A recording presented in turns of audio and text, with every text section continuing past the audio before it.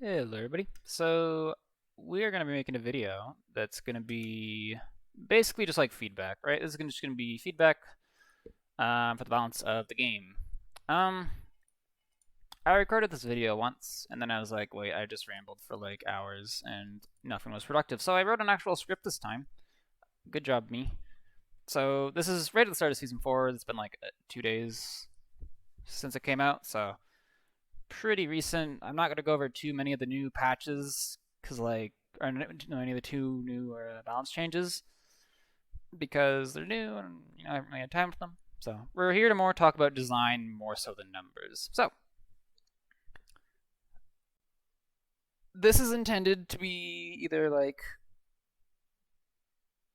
main intent is that someone from Hyros watches it and it's like a good way of getting across the feedback of the competitive side of things. And if you're not from high res, well, I hope it's a fun video to watch, and I hope I explain some stuff and why some stuff is strong and some stuff is what I think should be changed, basically. So this is gonna be this probably isn't gonna be everything that I wish would be changed. There's a video on my channel about loadout cards, and so this is just like the main things, right? Champion specific things, right? So I could talk about the item store or something. It's like I want the item store back, but that's not what this video is about. This is for champion-specific things that aren't super dramatic. Like, we're not talking, new season level of changes. This is stuff that could be in the next patch.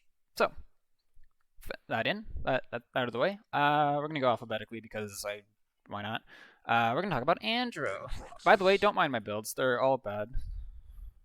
Especially if they're TPS builds. So, let's talk about Andro. So Andro is the epitome of this skill in value out sort of thing that I'm going to be talking about a lot. So basically, the amount of value you get from Andro is equal to your skill.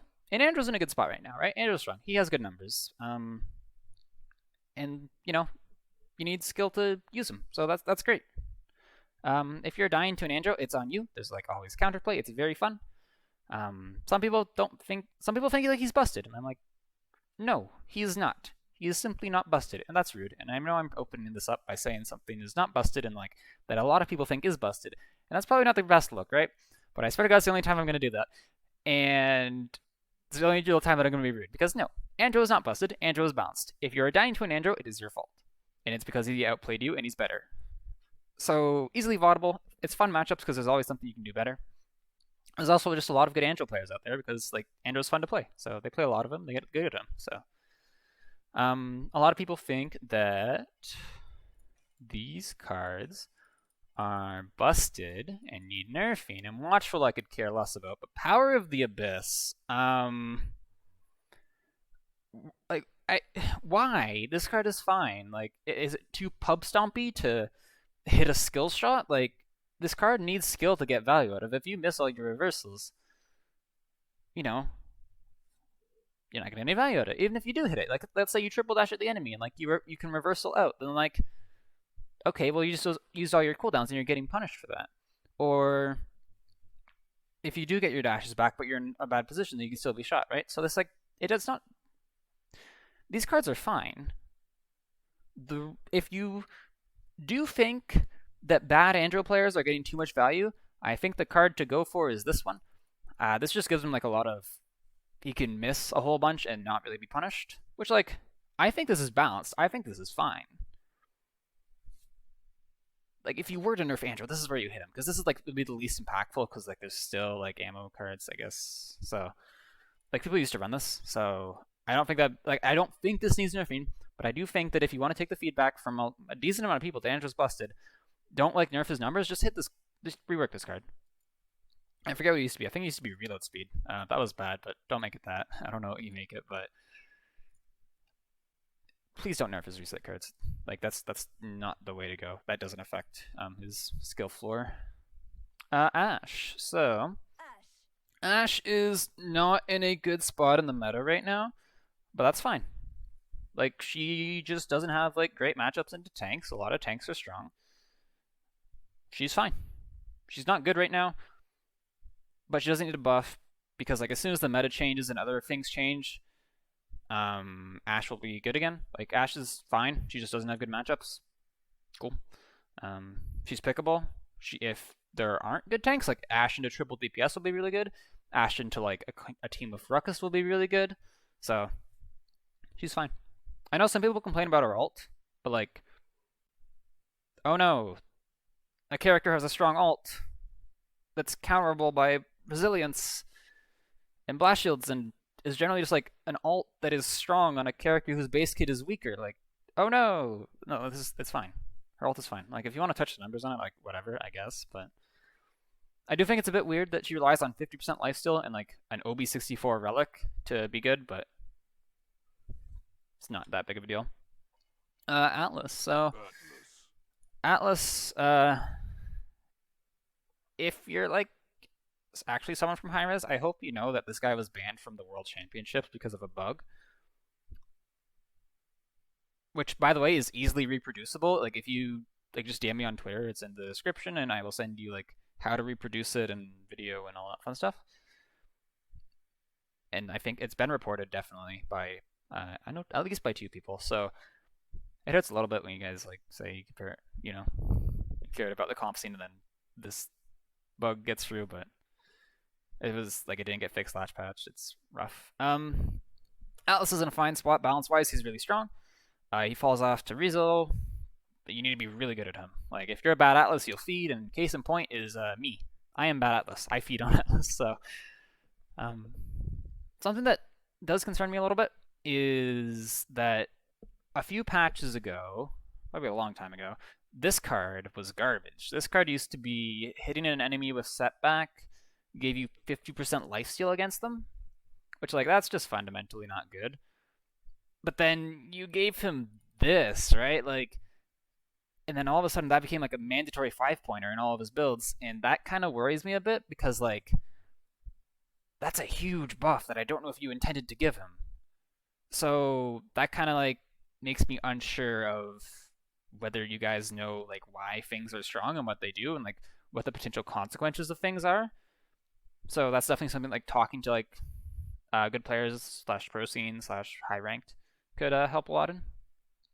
Also, since there's no dev commentary, we just kind of have to guess about what you guys do. What's up with the buff to Unstable Fisher? You buffed it by 100. It's his worst talent. You didn't change anything about it.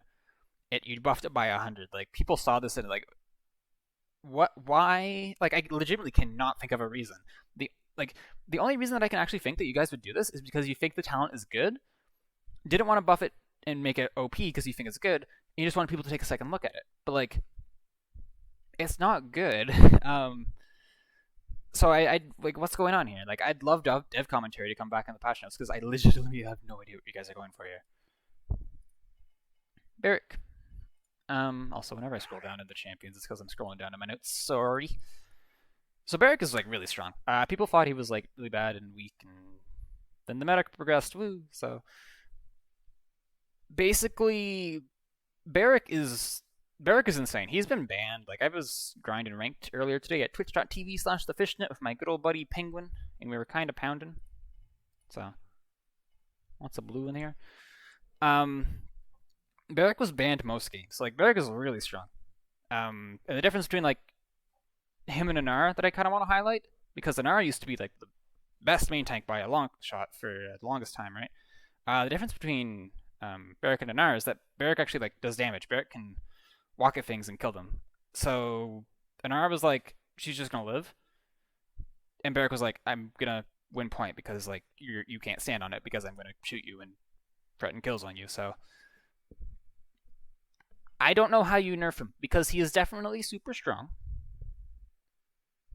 So I don't really know. This is where you talk to tank players, not the support player. But as long as I can keep him fun, like, I like the damage he does, but maybe you just have to buff Inara. But either way, like, this character is really strong and needs something. For BK, so there are gonna be some characters where I just kind of like gloss over them, cause like he's fine. Like, he's a good design, he's a good character, he's viable, whole bunch of stuff. Like, cool. So yeah, he got. I think the nerf was unnecessary. Like, you nerfed his damage by 50. I think that's a bit weird. Like, I didn't really get that, but I mean, whatever. So I think it's a bit weird that like this card exists, because like you have this card, right? But then like this card exists. So it's like, why are you buffing this but not this? Like, what's going on here? So again, I'd love to know what you guys are thinking with this, because like, is this just like an experiment? Why are you experimenting on live? What's the thought process here? I have no idea what you guys are going for, because this card still isn't good, right? Like, you can talk to people, like you can talk to BK players. I've talked to BK players on stream about why this isn't good. So it's like, it's just weird, right? It's why? What are you guys going for here? Like, I don't know. And it's like, I don't like not knowing what you guys are going for, because it makes me assume that you guys are going for bad things.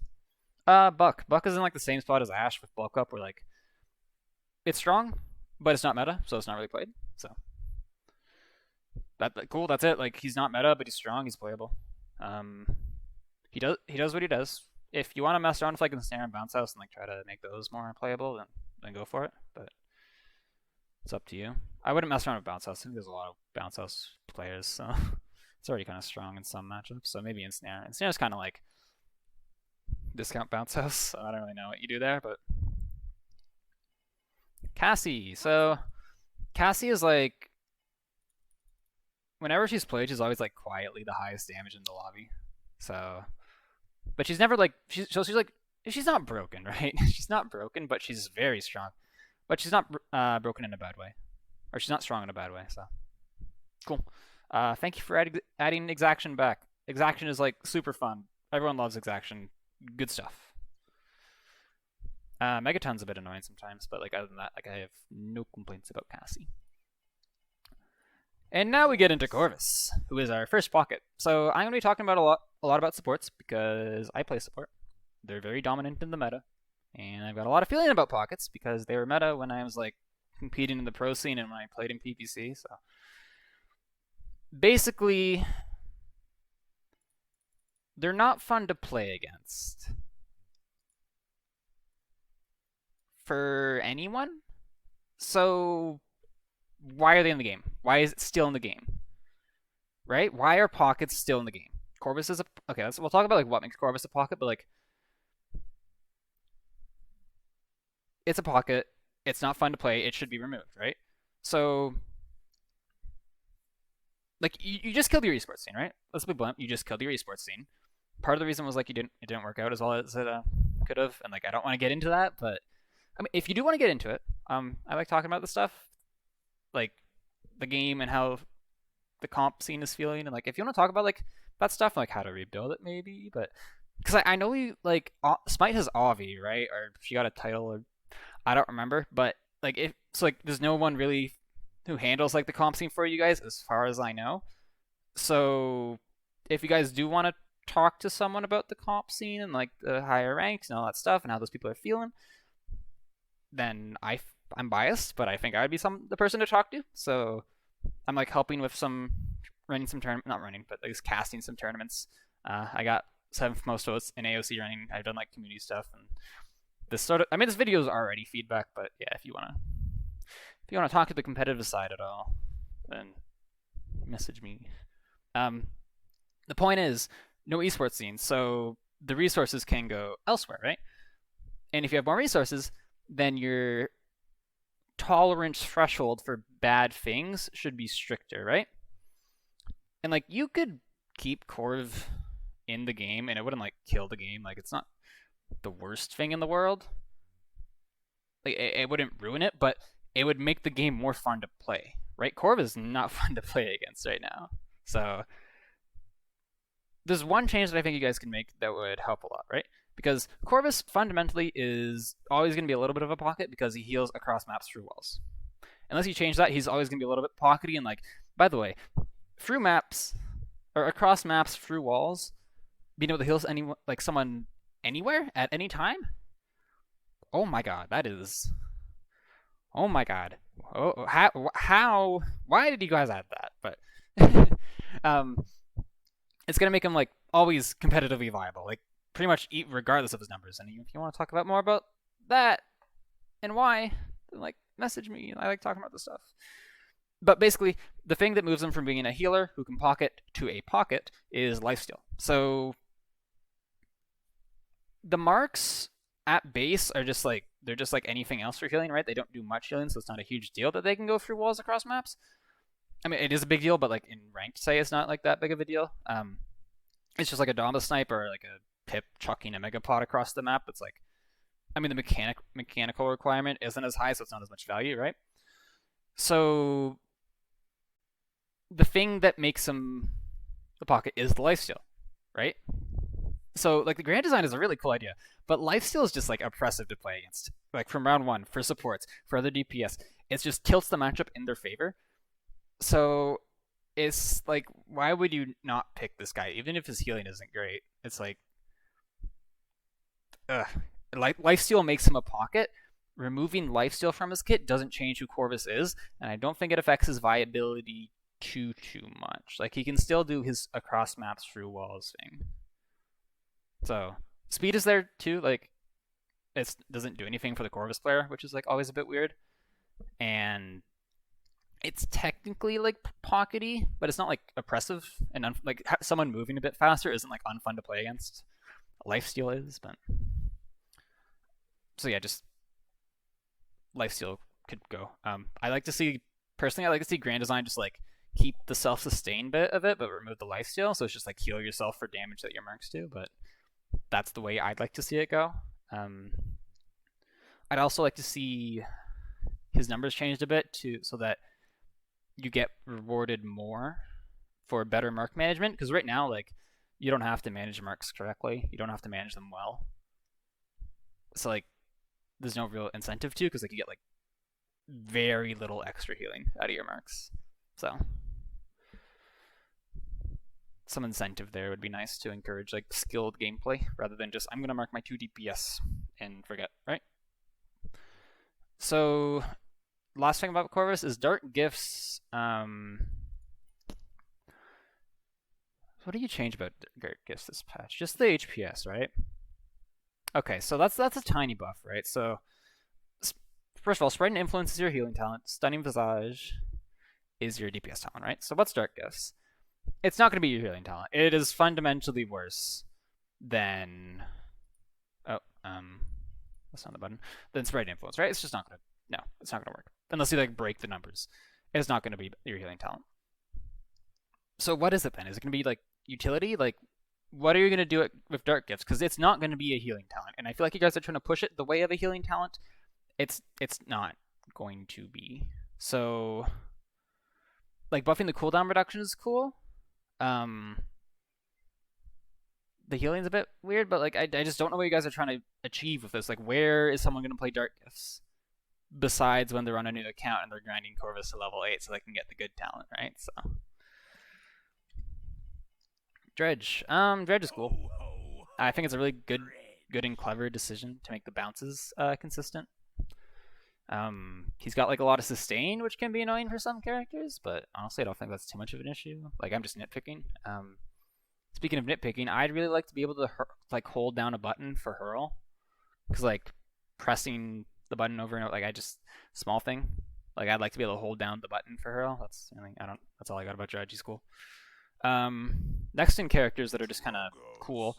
First of all, congratulations on making a character who had 4 viable talents that were all fun. Like, good stuff. Yeah, he's not in a good meta, in a good spot meta wise, but like he's cool. He's fun to play. He's pickable. He's good. Go next. Like, that's literally it. Like, I don't have much feedback about Drogoz. You probably change some of his cards a little bit if you really wanted to, but like Drogoz in a really good spot. Evie, same thing with Evie. Like, she's cool. She needs skill. She's good. She's viable. Like, go next. What do I have to say about Evie? She's fine. Nando. So Fernando. I personally would really love to see Flank Nando come back, because I think Flank Nando is super fun. I think the internal cooldown on Hot Pursuit is like really wonky, and like I get it. You guys do not want to give new players like this low mechanics requirement tank was chased and damaged and all that fun stuff, but I don't think it'll actually be that strong, to be completely honest with you. Like, I just don't. I think it'll be fun, and you'll be able to run at things, but I also think you'd have to be smart about it. Like, I don't, you know? Like, bring back the fun playstyle, right? Most people don't like Aegis or enjoy Aegis relative to Fernando. Most people got into Fernando because of Flank Nando, right? He's a fun, you get to zoom around and shoot fireballs at people. It's great, right? But, I mean, his best playstyle right now is just hold up shield. And that's not really great, so. Something else. Aegis and Formidable kind of do the same thing, right? They're both survive. So if you have two talents that both do the same thing, you're going to pick the better one, right? Formidable was better for a while, so you picked Formidable. Aegis is better now, so you pick Aegis. And it's just going to keep going like that until one of them changes, because they do the exact same thing in like slightly different ways that like it doesn't matter, right? So like a Formidable rework would be good, because like again, like you're just going to pick the better one. Or like I don't know about Aegis, but like Formidable seems like the worst designed one for me. I don't think that's like high on the priority list. Like if you just got Aegis and Scorch, then like you're good to go. So Furia. So something about Furia is you guys forgot something. You guys forgot to buff Lightforge. It's still at 20 seconds instead of 15. Come on, Hyris. Okay, so my issue with Furia is the nerfs that you gave her a while ago, right? You kind of hit her on two fronts. You hit her Wrath and you hit her Voloth. So I'm biased, right? I'm a support player. I like the characters that I play being strong. If you guys think she needs a nerf, then nerf her. Like, well, do it, right? So my issue is that you hit her in two places, right? You hit her Wrath and you hit her Voloth.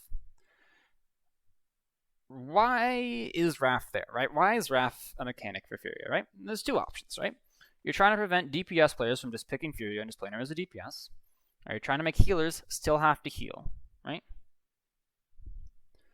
So this mechanic is aimed at supports or DPS. I'm honestly not sure which, right? So if it's aimed at support players, you don't need to punish them for only shooting. They're going to get punished themselves because only shooting isn't what the support player should be doing, right? And if it is, then like, well, that's something every other support could do. Like, you don't need Raph to punish a Damba for only shooting. His team's going to lose the fight because he wasn't healing, right? So, and if a Furia doesn't shoot and like just kills free people, cool. Decisions, gameplay, woo. So that's not like a bad thing, right? You don't need Raph to dissuade support players from not healing. The game does that. And if it's aimed at DPS players, then it's unintentionally hurting support players because of how heavy-handed the nerf was, right? You need to do constant healing, right? It is insane. The fun part of the character is like you need to like jump through a hoop to have fun with this character, right? You need to keep healing and you need to heal often. Otherwise, like if a fight starts, you're not having fun at the start of the fight because like you're not shooting fast. So that's not great. I'd personally like to see a Wrath buff so that like I can just shoot and have fun on the character. You know? Like, I don't know, that's really it. Like the numbers, that's up to you guys to figure out. I'd personally like to see a change to like how long it takes to decrease. That'd be my way to do it, even if it decays super fast. Like that's fine. It's up to you, man. Like, and even if you overbuff Wrath, like she still needs a lot of skill to be good with. And it's like, oh no, this character shoots at the speed she's intended to shoot at more. Like, there's no real issue with here. And even then, like her fall off was nerfed, so like she's fine. If her fall off wasn't nerfed, then like, okay, fine, I'd be okay if I had to jump through these hoops to have. I mean, even then, like it wouldn't be fun, but like I could jump through these hoops to get to the fun part, and the fun part I just destroy people, right? So it's like, I think you try to buff the fun part of the character, but I think she's underrated. I think Furia's great. I like Furia, so. Grohk. So DPS Grohk, strong into deployables and all that fun stuff. He's a character who, by the way, has like all these cards are pretty viable. It's like, that's good. I want to see more of this. So, quick question. Why do you hate Spirit's Domain? There's like nothing wrong with the design, right? People are like, you have to shoot 2 mates, but like that, no, that shush. The issue with Spirit's Domain is that it just doesn't have enough numbers, right? Like you went 500, it was 500 at first, right after the totem changes. Then it was 600. Okay, they're looking to buff Spirit's Domain. 700. Okay, it's starting to be like playable. They'll keep buffing it, right? And then radio silence, right? Nothing else. So Grohk's thing is that like he's fundamentally a good support, right? The way he heals is fine. He's cool. He's difficult. Fine. He just doesn't do enough numbers. If he was bumped up to 800 to 900 healing per second, that'd be like great. I play a decent amount of healer Grohk because I stream and people on stream make me play him. There's like a channel point thingy, right? You can make me play healer Grohk. He's so close to being good. I promise. His numbers are just bad, and like I lose most of the games, even though like Grohk is fun and you shouldn't pick him. But like I only play him because people make me. But even if you do, oh no, we overbuffed Spirit's Domain. Oh no, healer Grohk is strong. Like there's not an issue with a character being strong because he's not oppressive, right? So like I don't just buff the character, please. I want to heal Grohk and not meme with that. So like I think his kit is really good. I think healer Grohk is great, but his numbers are bad, and that's really it. Grover. So Grover is the strongest support in the game aside from Pockets right now. If Pockets were gone, people would be begging you for Grover nurse, I promise. I think he's fine. Like I think he's just really strong. If you guys want to like mess around with that, like that's up to you. I think he's probably I don't know if he's balanced because like Deep Roots is really damn strong, and just like being able to poke DPS is really damn strong as a support. Previously, it was just like, well, he's map dependent. No, not really anymore. Like with Roots, like you're not really gonna get flank. You have mobility. So he's cool. If you just want to like kill Deep Roots and give me an excuse to play Ferocity, that's okay with me. I like Ferocity. For Imani. Okay, so Imani has 2 abilities, right? Very strong abilities that you guys seem to keep buffing. You have Volleyball, which is like that's strong against flanks. It's an on-demand route. Very cool. And you have Inferno Cannon, which is like really strong. It was just like counterplay and stuff, but it's really strong. The issue is that these 2 things keep getting buffed. And obviously you want Imani to be strong, right? You're keep buffing her. But she's not strong because of her right clicks. She's weak. Or she's not weak because of her right clicks. She's weak because she has like Jenos levels of damage on both of her autos. There was a rework on her autos, and that's cool. But there's still right click buffs happening. Like I like Imani. She's cool, right? She has the themes and yay themes, and I'm sure your art department is very proud. But if you want her to be strong, what you guys seem to want, because you are buffing her over and over and over, her autos need buffs, right? Like if any other DPS had her right clicks, oh my god. Like if you gave Lian Inferno Cannon, oh my god. So it just kind of worries me because I feel like you guys are missing the mark because you don't know why she's weak, and I feel like knowing why characters are strong or weak is kind of important for balance, right? So like I get you don't want like a 4th Cassie. You don't like. You want the character to have something to distinguish themselves with, right? Like she's already got stance switching, and she's not going to be good if the fundamental part of her role, right? She's a backline DPS. Shooting is like part of her role. If that's not good, she's just not going to be played because you're not going to pick her for that, right? And then if you keep buffing the right clicks, and then you're like, okay, well, either you overbuff them, and all of a sudden this is a character of awful in hands and overpowered abilities, or if you keep buffing the right clicks and then you do buff the in hands, then all of a sudden you've got a okay character with insanely strong right clicks because you kept buffing them, right? So, and that could break the character, right? That could make her too strong. So, like I see you guys going in the wrong direction. I'm like, no, wait, that's not it. And this is the stuff that the comp scene is really good at. This is what people are like. I mean, that's what they're good at. So, talking to the comp scene would definitely help with this sort of thing. All right, Inara. So Inara was good for like years. So I've got no issue with you guys like hitting her really hard with a nerf. Please bring her back. She is like fundamentally not oppressive, right? her strength is just living, which like that's not oppressive. She just lives. There's counterplay around her DR, right? Like her DR is super important. An Inara with DR and an Inara without DR is the biggest call in the game. Like if you listen to a team's comms, every single team will call Inara DR, even if their comms, like the rest of their comms, are garbage, right? So like Inara, okay, cool, yeah, she had her time, she had her rest, she had her nap. Let's wake her up again. We need someone to save us from Barik, right? I want my big healing numbers again. So yeah, I think Inara buffs are definitely in order because you pretty much killed the character. She is the worst tank in the game right now. If you guys are gonna pull out win rates at me, I'm gonna be mad. Next up is this thing. Alright, so you guys did something to this character. And it feels like Imani, where you missed the mark, and I can explain this with a picture. Maybe not a picture, but like a graph. So the reason Io is strong, and a lot of people miss this, is because she forces a catch-22 and reduces the amount of fights you need to win to cap a point. Right? Catch-22 reduces the number of fights you need to win to cap a point. Okay, I'll just pull up the picture, I guess. Let me find it. Is this showing? That's OBS. Is this showing? This looks like it's showing. Okay. Can I like increase this slightly? Paint. Okay, well, is this good enough? Like, screenshot and zoom in on your own time, I guess, if you... Yeah, okay, well, this is the best we're gonna get. Okay. So, this is what happens with Io at a competitive level.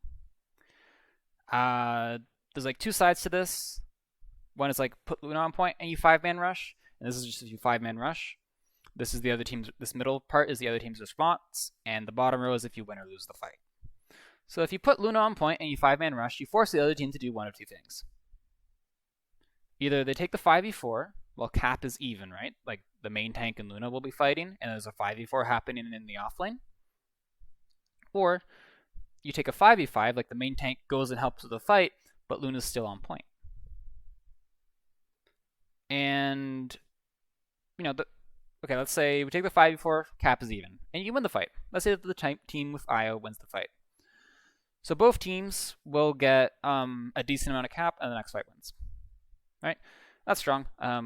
With Io, you can do this again, right? Like you can force them to come to point when you guys have 99%. Take the 5v4. Hopefully you win the 5v4.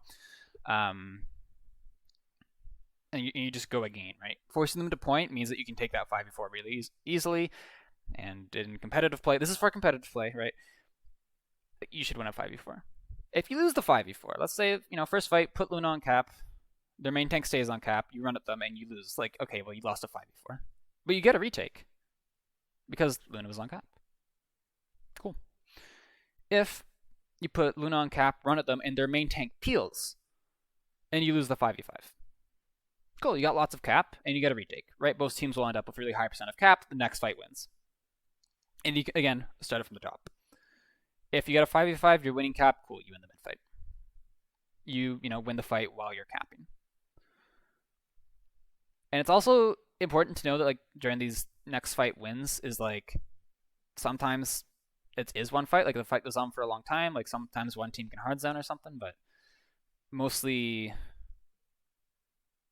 having a retake, you can force the other team to touch. It's very cool. So let's say you don't have IO. Let's say you just 5-man rush. And the other team takes the 5v4. This is commonly called playing for retake, right? You play for the next fight. You say, all right, we're just going to lose this fight. So you say we're going to get as much cap time as possible. So you run at them, you win the 5v4, but their main tank gets like 70% cap. And then they do that again, and then they force you to touch, right? And since you're running at them with 5 people, you probably have a pretty aggressive comp. And pretty aggressive comps don't want to touch point. So they're forcing you to touch. And this is the disadvantage of these super aggressive, like usually double off tank compositions, right? Is that they need to win a lot of fights very cleanly. And they're very vulnerable to being played retake off of. So if you lose it, then like you lost a 5v4 and you lose the mid. Unlucky. If you 5-man run at them with their main tank peels, so it's a 5v5, then it depends. If you lose, they get cap. You get a chance to retake usually, or you'll definitely get a chance to retake. If you win that fight, then they get a retake, and if they win the second fight, then they win the mid. If you win the mid, then it's the opposite, right? You get cap time. It's two. There's a typo. It's 2 fights for them, right? Because they have to win the retake and zone, and win the next fight after. If they can't zone, and then it's only 1 fight for you guys, and you guys have position and stuff. So the important thing to note here is that the left side is always better than the right side, no matter what. There's always one more fight, right?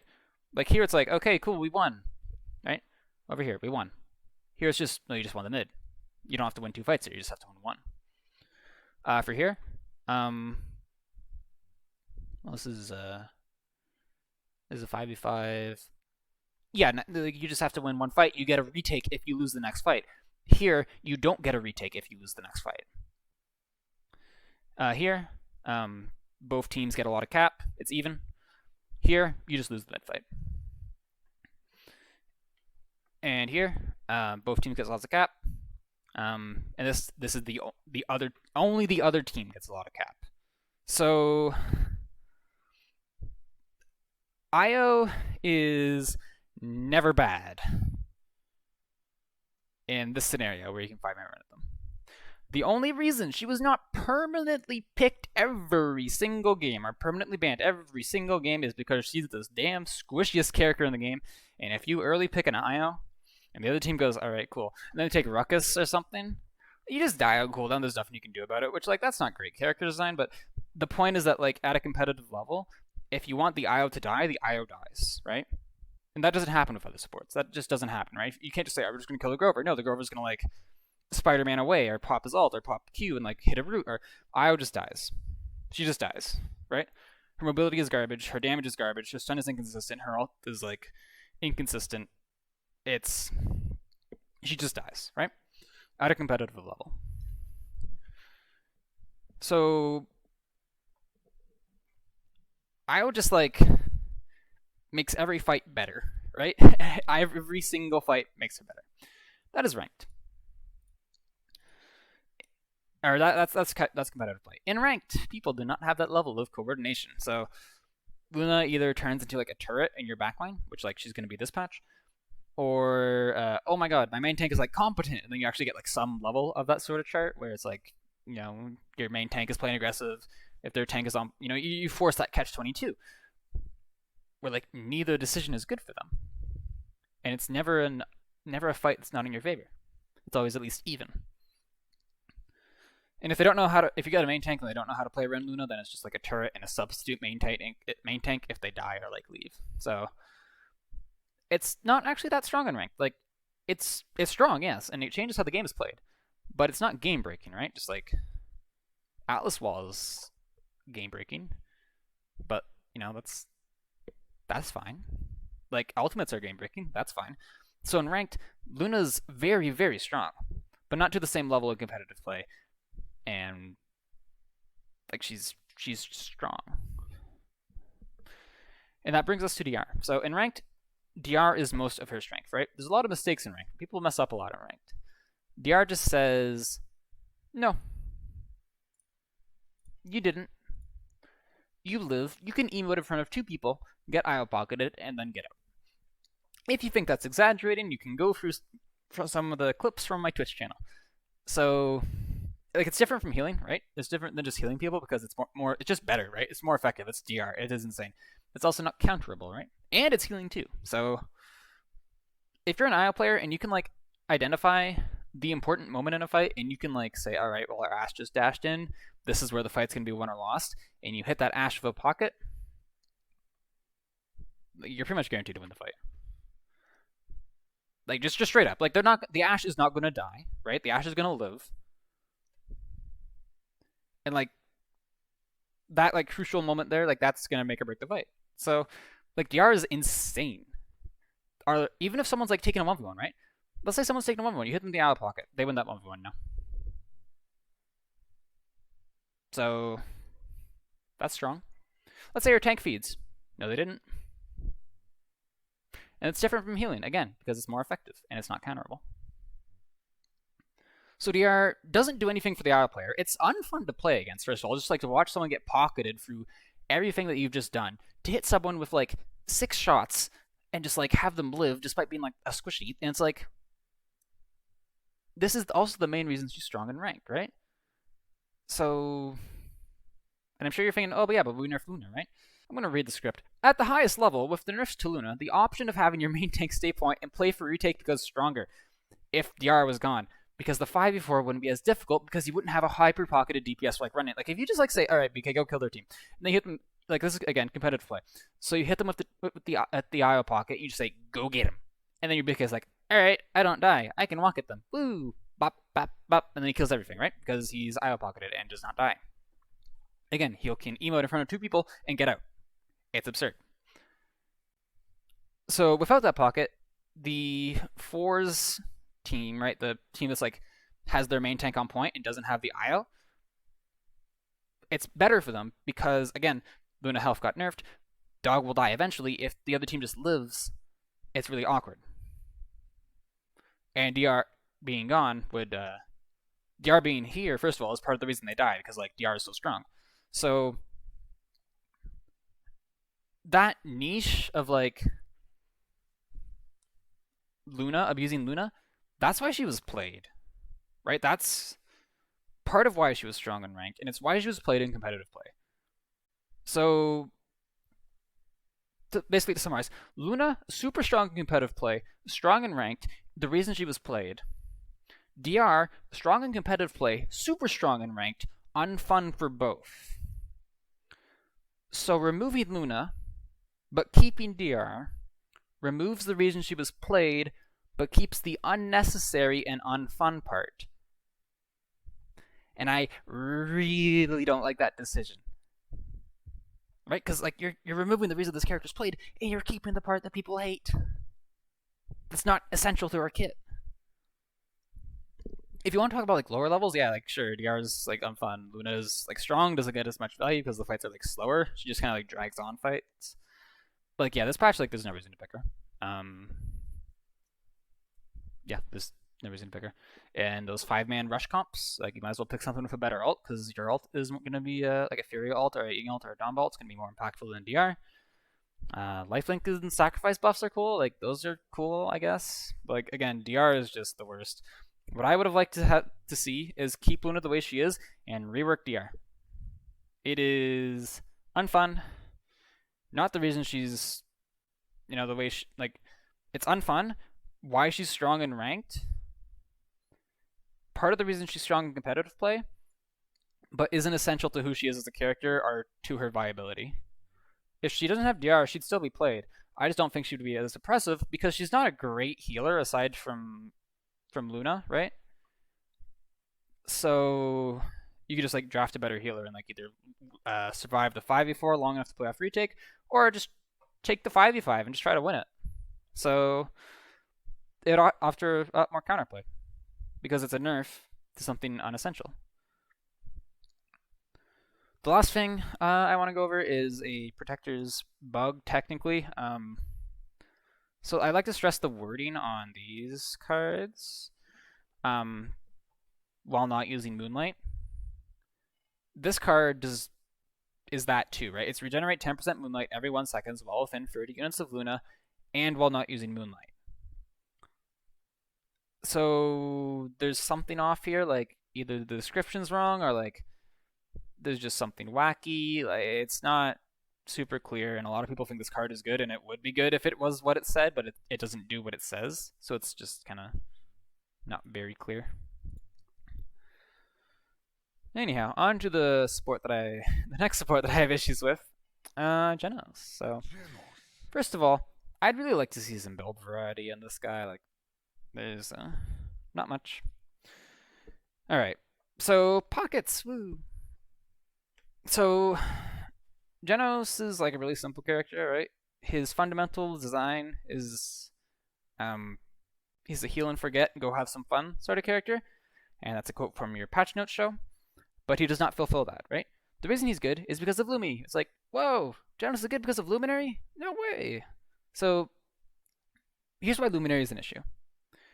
It does nothing for the Jenos, right? Why would I want to run Luminary as a Jenos player?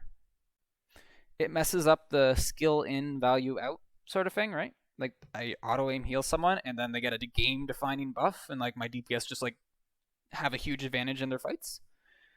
And the third and probably most important reason, it's just like unfun to play against. Like nobody likes playing against Luminary.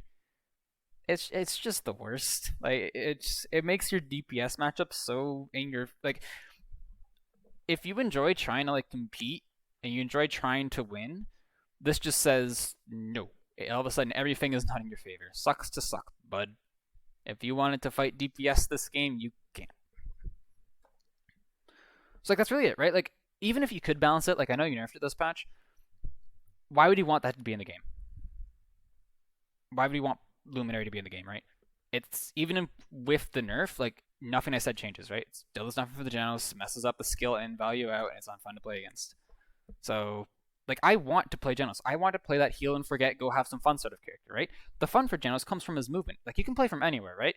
You can heal through walls, and that means he's not like mechanically demanding, but also means he has freedom to go like wherever he wants. You can position like a DPS, but it doesn't matter if I can position wherever I want and I position myself like really cleverly because I can't do anything. I have like no damage. I have like 800 DPS. That is like just nothing. Nothing. Jenos had like 1100 on launch. What happened? So I'd like to see Luminary reworked. It is no bueno. And I'd like to see his base damage buffed because it fulfills the original design philosophy of the character and removes a fundamentally flawed talent, right? Like I could get going about this guy, right? I hate Jenos with the burning passion of 1,000 suns, but this is not the place for like being angry about stuff. Like you could probably find a Twitch clip or something. If you still want to make the argument for having pockets, I literally don't know why you would want to have pockets. Then if you want to make it something like not super impressive, like move speed, like that could be. I don't know, but like why would you though? Like it's just why would you want pockets? And even if you do get rid of Luminary, let's talk about the power Cosmium. This piece of shit right here, right? This is not fun to play against. It's auto aim, you get lifted, and then if you're a DPS, you die. It doesn't feel good. It doesn't feel good. It forces Rezo 3 buys round 2. It's like it's just like this is not a fun talent to play against. I like playing it because it lets me do things, kind of, sort of, as much as me lifting someone and hiding behind a wall is me doing things, and then I get to make DPS players suffer with Jenos as I have suffered with Jenos. So. Even DPS players, they don't like playing against Jenos. Like, no one likes this character. Holy, no one likes Luminary. Get rid of it. It's bad. I want to have fun on this character again, man. Let's talk about Con. So I don't know why you were like, hey, we needed a target for, like, this is how the board meeting went, I assume, right? Alright, team. We want to buff a character who's a bit weak. What about Inara? What about Flank Nando? What about a balanced but strong character who's being picked and played and has a strong win rate? It is considered to be a really strong tank. Jason, you're a genius. We'll do that. Like, what the hell were you guys thinking? Holy, this guy's damage is insane now. Like, literally, like, the numbers are the issue, right? I don't want to get into numbers too much, but, like, the design is fine, right? The design is fine. It's just, this guy does so much. So, holy. Speaking of design, though, let's talk about his ult. So, execute ults are spooky design, are spooky, like, for balance. It's like you either call out someone and you like immediately throw them off, right? Or you call out someone, you walk behind a wall, and you're like, "Here, team, kill this one." And like, unless you're a full competitive team with a plan, there's no counterplay to con ult. If you want to know what that counterplay is, then like, you can message me and fun stuff. But there's like no reliable counterplay, right? Like you just hit the ult, it's a kill. When Khan was designed, he was not supposed to be able to move in his ult, right? Like, why can't he? And I'll tell you why. It's because it was a bug, and you guys were like, hey, we're going to keep this bug in the game because, oh my god, this is awesome. You're like, yes, this is great. We're going to remove some depth and make the ult oppressive, and it was auto-aim on release for some reason. And we're going to tell people that we put a bug in our game. That's going to help our reputation. So, like, this ult is oppressive. Hey, the thing's called overpower. Yay, fiends. Like, it's called overpower. You aren't supposed to make it overpower. Like, no. So, if he can't move an ult anymore, like he's more vulnerable, right? So you have to be smart with the ult. It's gonna be very difficult to pull off. That's okay because the value you get from it is a kill, right? It should be difficult. Right? Like, anything prevent the, oh, I got call-ulted, I guess I'm just dead.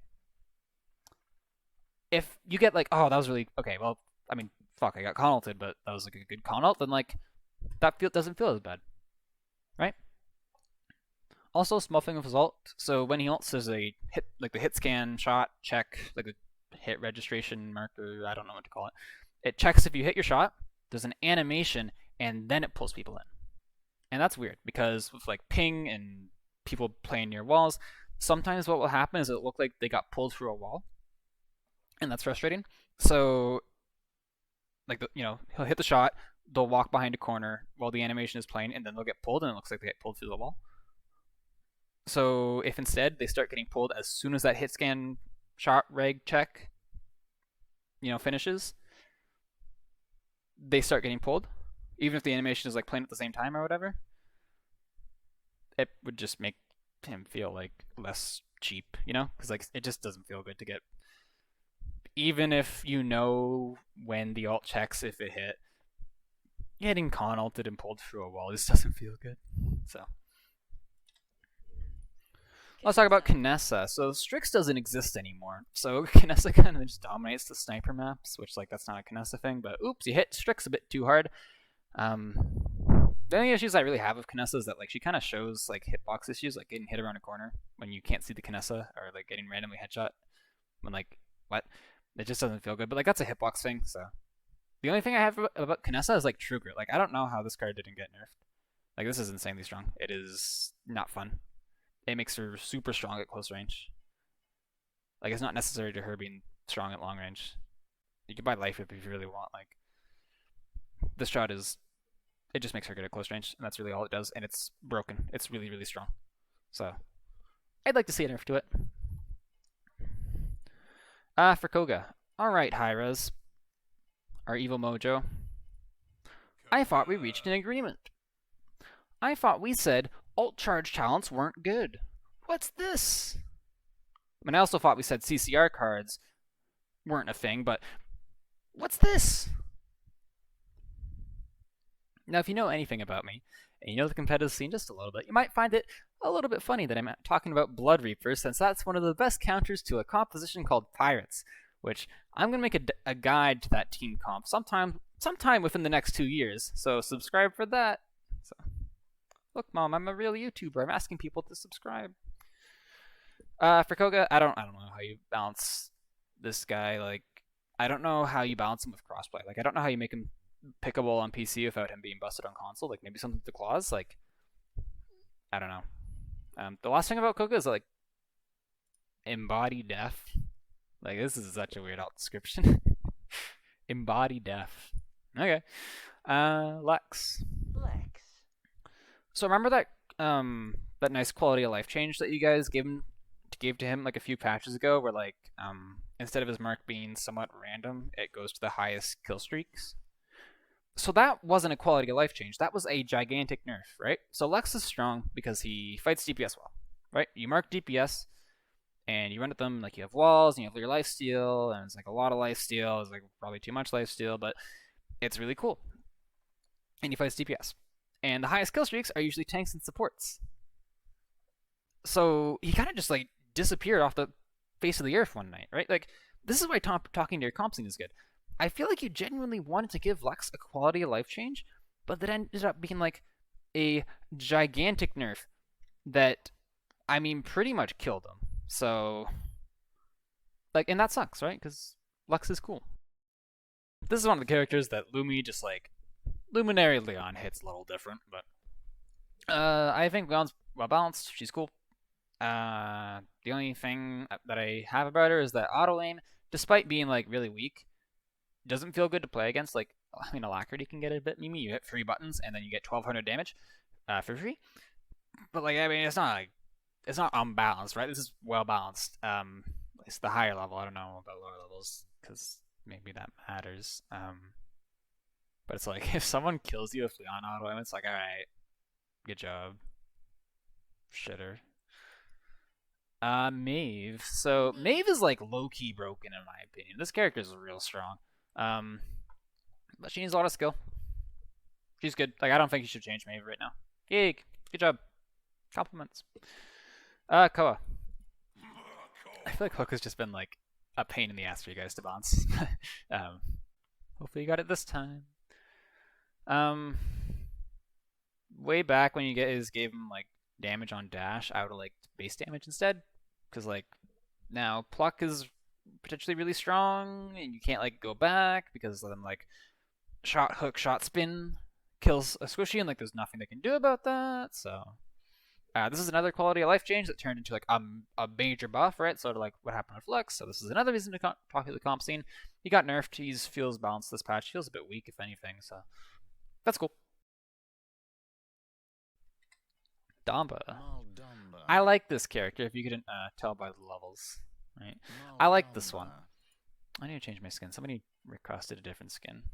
Use Wickerman. Oh, by the way, the Wickerman friendly and ally voice lines are switched, which technically is like a little pay to win-ish. So that's something, I guess. I like the loadout changes. This is really fun. Oh my god, dude, I'm zooming at Mach 5. It is fantastic. So, I don't know how you manage to put a shield in the game without it actually doing anything though. Like that's a bit. I'm just more genuinely curious how you managed to do that. Yeah, Damba's cool. Like, lots of skill in, lots of value out. Letting skilled players do things is cool. Damba's cool where he is. Good stuff. On the polar opposite of that, Moji. Moji is like, yeah, she's the opposite of skill in value out. She's just bad right now. She's not strong enough to like warrant practicing, even if for like a pocket pick. It's like you're never like gonna actually play Moji. She's got some very binary matchups, right? Either like you're just dead to the Moji because you misplayed, or you're not. And the misplay, like the gameplay there, the interactions is really simple. She's got like a lot of tech, which is really good. I think tech is always a good thing for the game, but yeah, like I don't know what you do with her. Like she doesn't need much skill to do things. Like I'm not sure how good she should be, but I don't know, man. Like she's just not in a good spot right now. But that's not my job. That's yours. Haha. You guys get to decide how to fix that issue, and I get to complain about it. That's because you guys get paid. I don't get paid, so suck it up, Buttercup. Next we got Pip. Pip is like cool. I think the combat medic is the most underrated thing in the game, and it's really good. But the map pool wasn't really good for it. Like you kind of needed Bright Marsh and Serpent in there because those are Pip's like two of his best maps. So, also speaking about the map pool. Can we please just like have the best maps in the map pool? Like nobody cares about like having these maps rotate. Like can we just have the good map? You guys have made good maps. You guys have made Bright Marsh and Jag and like Serpent. You guys have also made Bazaar and Shattered Desert and Fish Market. Let's leave those ones out, right? Let's keep the bad maps out of the map pool. Let's keep the good maps in the map pool.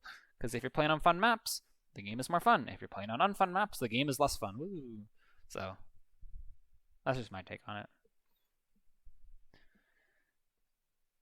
Also, I have Mad Scientist. I got this the like original way with like friend referrals and stuff, and you guys just like went ahead and put it in the bounty store. Come on, man. Come on. Alright. Raum. So his dash is like one of those things where it looks like it's going to be fundamentally hard to balance. So like Hook and the entirety of Yagraf's kit. Um, he kind of needs counters, otherwise you lose, right? Which like that's not great. If you have counters, he's just gonna feed in pubs. He's gonna be fine in competitive play, but like he feels bad to play if the other team like does have counters. I have no clue what to do. Like I have no clue how to make the Raum have fun and make the people playing against him have fun, and like not just have hard counters. Like the nerf was good, but like that's a numbers change to something that's like pretty fundamental. I have no clue. I have no clue. I've given my feedback. Best of luck. I don't know, dude. Ruckus. He's fine. I think a lot of his things are in a good spot. Like you're in aerial assault, you're in like HP and DR and all that fun stuff, and cool. You can mess around with like you've been messing around with Flux Gen. I think Missile Barrage is something to mess around with because missiles bigger is like not very exciting. So Seris. Seris is design, right? She's supposed to be like the entry level support, right? You're new to the game, you pick up Seris, right? So she has a high skill floor and a pretty low skill ceiling, right? And the issue with her from a competitive / high level point of view was that her skill ceiling was so low, right? So she just like wasn't that good. Her skill ceiling was low, you don't pick her.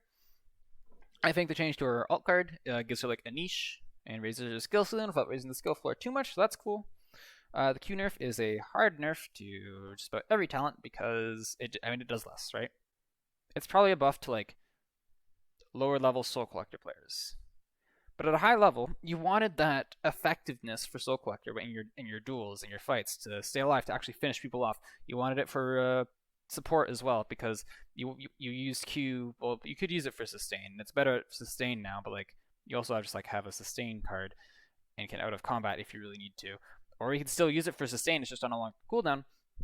But it was mostly used to like do damage and finish people off and sustain through like ults. Like if you didn't have Shadow Travel up, you could like jump and hit Q if you got like CC ulted or something, right? And then like you get around the corner and you'd be healing and like. But now it doesn't do that as well, right? So it's a pretty decent nerf to a higher skill level Seris, right? And then like you also just like raise her skill floor up a huge amount because the buffs to her healing. So I'm not sure. Like I feel like you broke this character at lower levels because people stack so hard and she does super well when people stack. So it just kind of like I wanted a buff to her healing, but not this much. So I'm not really sure. At a higher level, like you guys can worry about the lower level, man. Like I just listen to things people say. At a higher level, she's probably pickable, which is better. Yay! She has a niche with her ult and building ult and damage and AoE damage and all that fun stuff. So that's cool. For Sha. By the way, who made the decision to make every self character S? Like you guys just make Skye and then Seris, and then we're like, wait a minute. So like, what happened there? Sha. So, Sha's character is like hated at lower levels, but like people are fine with him at higher levels. So, I think the main thing is that like the skill in value out of Sandtrap, like it didn't need much skill to hit this gigantic AoE, and this reward is like you kind of screwed over a flank. I feel like you guys nerfed the wrong side of that. I feel like the gigantic AoE is like still there, and now it just kind of sucks. Like the damage is why you pick it now. The cripple doesn't even matter like with Rezil, and like it takes Sha 1 second to draw his bow back in the first place. So like you're not gonna kill something, right? By the time that I'm being crippled, and that means they get out.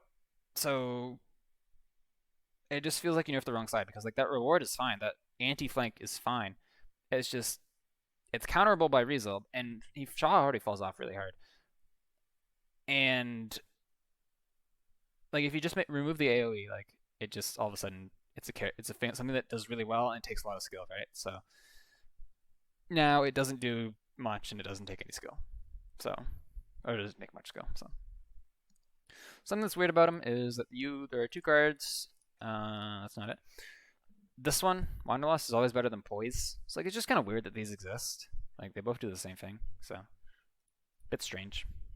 Because like this is a bit of a trap because this is always better, and you don't run this. So it's just weird. Skye. Skye has no issues in a kit, right?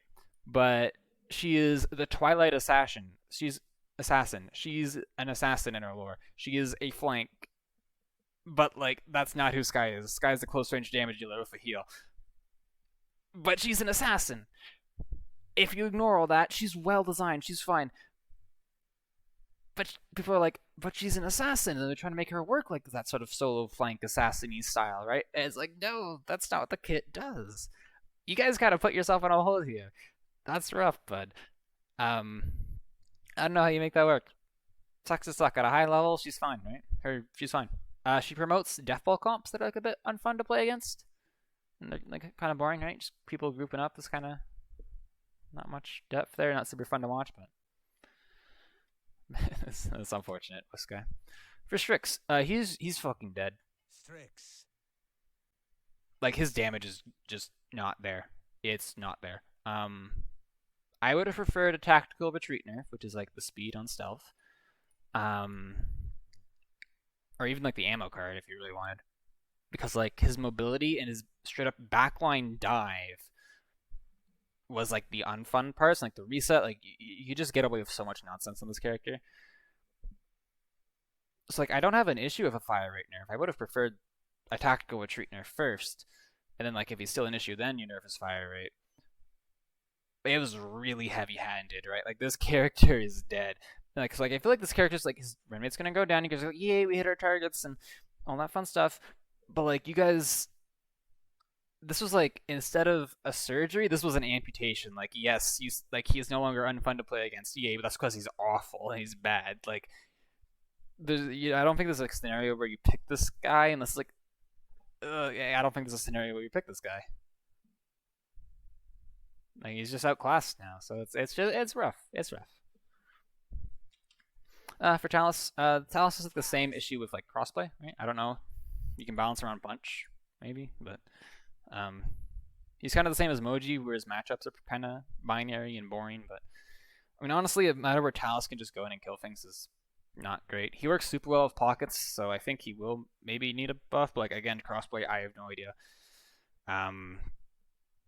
He's not strong right now, but I personally don't like the character, so fuck off, Talus. Term is in a fine spot. Like he's balanced, he's well designed, he's cool. People don't like him because like, oh no, I can't shoot things, and oh no, I'm feeding Siphon. Like, I don't have an issue with it. I don't understand why people have an issue with it, so I don't know how to give feedback about that. But I think he's fine. Cool. Go next.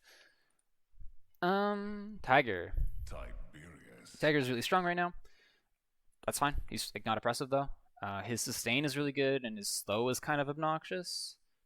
That's really it. Like if you wanted to nerf those two things, I don't think it would kill the character. They would still be strong. His dash alt, like his alt dash, like not the spinny thing, but the dash, it is a gigantic hitbox. So that's something. It feels weird because it's like they didn't aim that; they just hit me. Torv. Okay, so, I know for a fact that you guys have looked into a rework, right? Like the pro scene, when you guys talked to us in that meeting in March, people said they'd like a rework, and then there has been nothing. There's been radio silence again, which like, I'd love to know what's going on with this, but basically what I said about Jenos applies here. It's not fun for the Torv to just follow someone around and bubble them, or for most people it's not fun to do that. It's super strong. There's no like skill, a lot of value with no skill, and it's unfun to play against. I know he got nerfed. He's still strong. Like, no, the nerf didn't do shit. So even if the nerf did matter, you shouldn't be keeping in something in the game that's so fundamentally broken. So this character has like a 98% ban rate in my games. He needs a rework on his bubble. The rest of his skill is fine. Bubble is just obnoxious and absurd and unfun and ruins games. If the other team is Torvald, you're not having fun. If my team is Torvald, then like the game all of a sudden it stops being paladins. Is more, can the CPS kill everything? Yes, they can. Yes, they can. The answer is they can. They have a Torv pocket. He's not fun. Not fun. Tyra. Tyra is strong. She's not like oppressive. She just does like really well right now. She does really well into aggressive comps. Lifesteal and base kit is like a bit weird, but like whatever. Yeah, she's cool. I don't know what you do about Burn Monster at lower levels. People seem to think it's the most insane talent in the game, which like what? I only get frustrated with Burn Monster when like the random spread seems like it's not random, which like because you guys say it's like not random, it's random or it's like based on gravity and fluid systems and like I don't know, but then you watch it like spread halfway across the map to follow you, and it's like come on, Iris. So, um, yeah, I don't know. Maybe you make it like more obvious where the fire is. I don't know. You could even nerf the damage. Like at a higher level, it's used for the cripple, not the damage. So I don't know. Viktor. So Viktor's like Seris for DPS, right? He's simple. He's not low skill involved, so not much output. That's cool. He's never really like super good unless he's like super free, right? But now things do more damage, so he's not picked. He's like not a throw pick, but like there's no reason to pick him, which is the same thing I think about Io, by the way. Like Io's not a throw pick, Viktor's not a throw pick. You're just not going to pick them. There's better things. You guys said it was a fun or a healthy meta when Viktor's strong. Disagree. I think it's not a fun meta when he's strong because then the skill in and value out thing is off. Because like if Viktor's strong, it means that Viktor's weakness is that things get on top of him. If Viktor's strong, it means things can't get on top of him, and it means that like the low skill character is beating out the higher skill characters, right? And that means like the meta is usually not super fun, right? The skill in value out thing is way off. I would like to see cardio buffs. People play it wrong. People are like, "Oh, I'm just Viktor, but now I can run away from flanks." No, you are like Raum. You run to the backline and cardio buffs, please. I don't know how that feels at lower levels, but like I really like cardio. I think it's fun. I think it's amazing. Vivian. So Vivian has possibly the greatest disconnect, maybe aside from Jenos, between her design and her execution, right? So like she's the cutting, right? She is supposed to be like this plans within plans, mastermind thing. Okay, right? Let's go over her abilities, right? So she's got a gun. Let's go whatever her abilities were designed to be. So she's got a gun. She's got ADS, right? So she's got these drones that can like, see where people are, and again, mastermind behind everything, information. She's got a shield. And it's like if all your other plans failed, and like this is your backup, this is Plan B. Then she's got I'm not really sure what this is supposed to be. It's the theme of like mines and drones and all that stuff. But so here's what she actually is, right? Shoot, see people to shoot. This ability is fine. Shoot more, shoot. Like it's literally 4 shoots. She has 4 things that shoot. This just lets you shoot more. Shoot more, shoot. Like there's such a disconnect here. It's crazy. So I think she's the second candidate in line for rework after Torvald, but because just like there's such a disconnect between what she does. She's weak right now, which is good because first of all she's obnoxious, and again she's easy to play, so she should never get too much value. So yeah. Vora. So Vora, she feels like a complicated Evie, right? Like there is a lot of text right here. But she's strong. She's cool. She has counterplay. She's fun. Good character. Yay. I know there's like some buggy things about her, but you guys are like working on those, so I'm not gonna bring those up. Good Vora. Yay. Fun new character. Willow. Willow is really strong right now. She's a really good last pick. She's not like super oppressive or anything, but she's strong. You might think I don't like her as a support main, but like there's depth and counterplay to her dead zone, which is like that's always fun. She is a bit strong, I think. She kind of needs to be countered in draft, otherwise a free Willow should win you the game, but that's not a big deal because then like you lost draft and you didn't pick your counter, and that's on you. And a bit strong, but whatever. I don't have an issue with Willow. I made this build, which is just like this was literally me trying to make 5 cards that would do nothing. So it's just funny that these exist. Alright, on to Ying. So Ying is like the same as Ash and Buck, right? It's not her meta, she's weak, doesn't need a buff. She has her niche, she's cool. Ying teleport changed though, and you guys didn't tell us. It used to work the way it used to work is that you TP, if you weren't looking at a clone, you would TP to the clone farthest away from you, and then like if you just started hitting the button, you go like 1, 2, 3, 1, 2, 3, 1, 2, 3, and then like, oh, I hit a button. Is this still going? Oh, I hit F11. Okay, cool. And then you keep going, and like I don't know how. And if like you put a clone down or alt, then like you were probably just teleporting to somewhere specific, and it didn't matter how it worked at that point. But now the way it works is instead of teleporting to a clone farthest away from you, it teleports you to the clone that you last placed. So, and then you go 1, 2, 3 if you hit the button over and over. So this is a nerf, right? Because now it takes you twice as long to teleport to safety, to teleport out.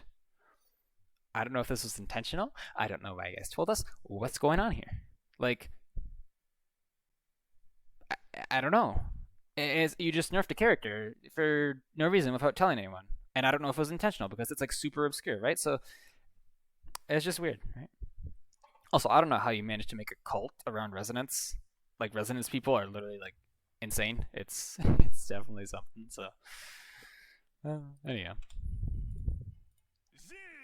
Zin. So I've got no issues with Zin as a character. However, I do have an issue with Guillotine and Execute Alts. So here's something that might surprise you based on what I just said. Guillotine is balanced. It's balanced. Like, it's not ban-worthy. You don't pick it early. It's balanced. It's strong, but balanced. Back when Zin had damage immunity, he started falling off in scrims at the end of that patch before you guys removed the damage immunity because there's counterplay Zin. Right? There's things you can do. Right? You can counterpick the Zin, you can pick your own strong alts, there's a whole bunch of things you can do, right? The main issue that I have with it is that it breaks the skill in value out. Like in ranked, 99% of the time you're just hitting a button and killing a tank. You're hitting a button, you're aiming in the general direction, you're hitting the alt because it's Zin alt, and your tank's dead. And that's how it works. So that's not great, right? Because like it's just super easy. It gets so much value at low levels because, I mean, again, it's a lot of easy value. So, the one thing that I kind of want to point towards is all these execute alts, right? Like it makes me a little bit worried, right? If the other team is like Khan, Yagarath, Drogoz, and Zin, what do you do? Because like at that point the game starts being like around these alts and it stops, it starts like devolving from, the core gameplay of the game. It's like, do you just lose? Like, what if the team has execute alts and you don't? Like, you just lose. Like, the game will revolve around these alts, and this whole Paladins business that we've all seemed to get so involved in just kind of goes out the window. So, at least be careful. Like, I don't want to see this game and, like, brace yourselves. I'm going to make the comparison. I don't want to see this game become Overwatch where it's dependent on alts and has like a low TTK because there's like a bit of power creep going on, and like everything else, like the positioning and game sense and mechanics, it doesn't matter as much because their alts are just so strong. So I don't think Guillotine like has a place. It's not fun. It's an alt talent. It's weird. If you wanted to nerf it, I'd get rid of it. But if you wanted to nerf it, I think you'd remove the extra alt generation that it gives, and you could like reduce the numbers to something between 100 and like 120, 110, 115, like, I don't know, playtesting, but, like, I think it's whatever. The only other issue thing with Zin is that, like, counter reset is, like, annoying, but whatever, I can play against that. Let's talk about Yagarath. Alright. Okay. So there's two ways to look at this, right? There's the casual side, like I'm just queuing up for a game, I'm gonna have some fun. Like I'm gonna have some fun in pubs, and then there's like the competitive side, or like team versus team. She seems. Let's talk about casuals, right? She seems busted. If the other team doesn't have a counter to you, you're not gonna die. You're going to spam harden. You're going to live everything. You're not going to die. If they do have counters, you're probably going to feed a little bit. But if they don't, which, like, it's casuals, it's pubs, they might not. You're just going to run them over. What are they gonna do about it? They don't have counters. They're fucked. She's a character who needs hard counters, right? Like, it's been like a few days, plus BTS. But like, come on, this character's CC immune. On-demand CC immunity. DR up most of the time. And execute alt that refreshes her HP bar. Like, I know I'm just saying what she does, but like, do you guys know why this stuff is strong? Like, this is insane in casuals. And we haven't even gotten to the competitive side of things yet. This character needs hard counters, and hard counters in casuals is not good, because like, what if I want to play Lian?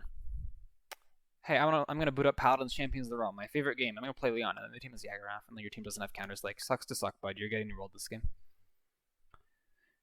So like, it's just, she doesn't even need that much skill, man. You could just go on point, hit buttons, and you'll probably be fine. You can run around. She's so forgiving. Like, this character is not good for the casual scene. It's not good for the competitive scene either, because she is absolutely broken in with any sort of coordination, right?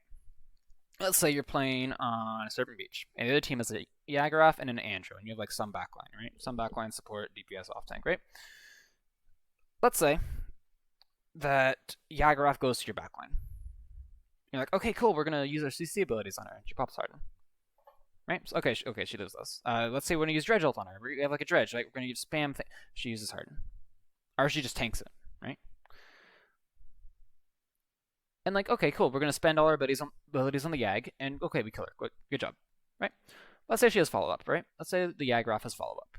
So she's gonna dash in. She's gonna take all your attention, and then an Andro comes in like a second later. If you don't shoot the Andro, he's gonna kill you, right? Because you're all looking at this Yagraf. If you do look at the Andro, then the Yagraf ults someone. Or just kills them. But probably ults someone. And then all of a sudden, and she probably ults the DPS, the main threat to the Andro. So all of a sudden, let's say you have like a backline, like let's say it's an off tank and DPS against a DPS support. Most of the time, DPS supports can usually like live that, if not win it. Yagraf just kills the DPS. The Andro one-lines the support. Easy clap. It doesn't matter if the other team has ults or counterplay, because there's follow-up. If they try to kill the Yagraf, the Andro's going to kill them. If they try to kill the Andro, the Yagraf's going to ult someone. There's no good option. What if you have counters? What if you have Willow? So what? You're going to try to kill the Yagraf where the Andro kills you? Like, and this is like sort of like how backline dives work, right? This is the idea behind them. The off tank does the sort of like, look at me, or those I'm going to kill you, I'm making space for my DPS, and the DPS comes in and finishes the job, right? That's how this works. The issue with this, with Yagraf in particular, is that there's no way to counter it. What do? Literally tell me how you counter a dive with Yagraf when she has ult. I'm waiting. Okay, cool. We're going to pick Drogoz and we're going to blow her up. Okay, cool. She pops Harden. Like, again, like, you try to counter this Yagraf, she pops Harden and ults at the same time as the DPS arrives. You cannot do anything. And then you start going into like, okay, we'll take the specific character. On this specific map, it'll work. At some point, the character just like makes so much space that the other team can just cap, or is so oppressive in draft that the other team just like says, okay, cool, we're just going to take good DPS. Not to mention the fact that if you do just like, if you don't like have counter stairs, you can just sit on point and just like be the best main tank of the game right now. Because like, what, are you going to contest as a main tank against something that's just going to kill you if you peek your head out? Like, it's there's anything about this character. Like, one thing about this character would be insane, right? That the ult, the mobility, the DR. It's just like all of it. Oh my god. I don't. It's just, I don't know, man. I don't know how you balance this character. And like, I'm probably saying all doom and gloom, and yes, people are calling the new character overpowered. And she's probably not that strong. But that's because competitive play doesn't exist anymore. You're not going to see that follow-up. So you're gonna have bad Yagoroth players feeding and all that fun stuff. But just know that if Yagoroth is allowed in tournaments, she's gonna be banned. It's gonna be Torvald Yagoroth bans this patch. You can't ban anything else. Because if you lose one of those characters up, you lose. There's no counterplay. And the counterplay that does exist isn't worth it. Like, you pick things with good matchup in the Torv, cool, you just mess yourself up for the rest of the draft. And you're not even trying to counter Torv, you're trying to counter the DPS they play. Try to counterpick Yagoroth, cool, she wants to take your attention. You guys know how many nerfs you had to give Raum, right? This is worse. This is much worse. She doesn't get countered by CC, she doesn't get farmed by ult. Her ult's better. She has better DR. She takes attention better. She has more HP. She takes healing better. She has like almost better mobility. Oh my god. If this character makes it into competitive play like this, it is going to ruin it. Probably gonna look cool to watch though. That's something. And why does she have the CCR card? Like, that's weird, but whatever. So overall, the general themes are me bitching about Yagoroth, skill in, value out, outliers, right? So like some things like, outliers, and then missing the mark on why things are strong or weak. So that's like the main things that I saw for balance, or that I have feedback on.